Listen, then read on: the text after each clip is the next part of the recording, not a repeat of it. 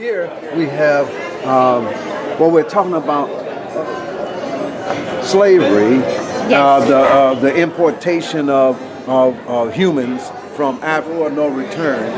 And there's a lot of information, about the west coast of Africa, but it was a heavy slave trade going on out of the east coast of Africa. My great-grandfather's mother was taken from Madagascar and brought to Haiti and then to the Taylor plantation in Georgia.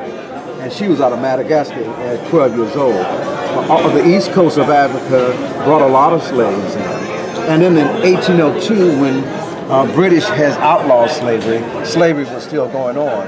This newspaper here, no, not this one, but this is an old Newark Times, but I have a newspaper on display somewhere that's the New York Times, and it shows the capture of the ship Wanderer. And the Wanderer was the flagship of the New York Yacht Club, but it was used to covertly go out and bring slaves in from Cuba to the United States. Cuba had slave trade way past the 1870s, going from Africa to Cuba. I have a slave receipt. There's a receipt somewhere here from 1870 out of Cuba for slaves. This is showing the east out of Madagascar slave trade, and that was from a publication in 1840 something, I believe. This red jacket came out of Bergen County, New Jersey. Inside the pocket was this letter written by this young slave boy, because in Bergen County, New Jersey, you could keep indentured servants up to age 21, even after Emancipation Proclamation.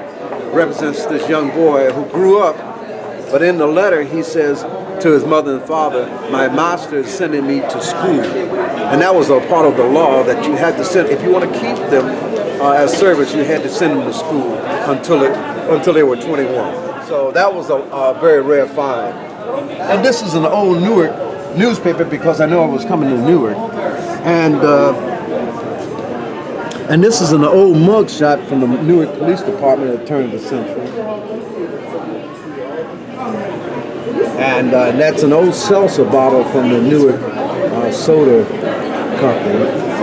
But I wanted to include these pieces of provenance in some of the story because it's hard to tell the whole story in just two windows. It's called Northward Bound. So it's about the migration right after Emancipation Proclamation and on.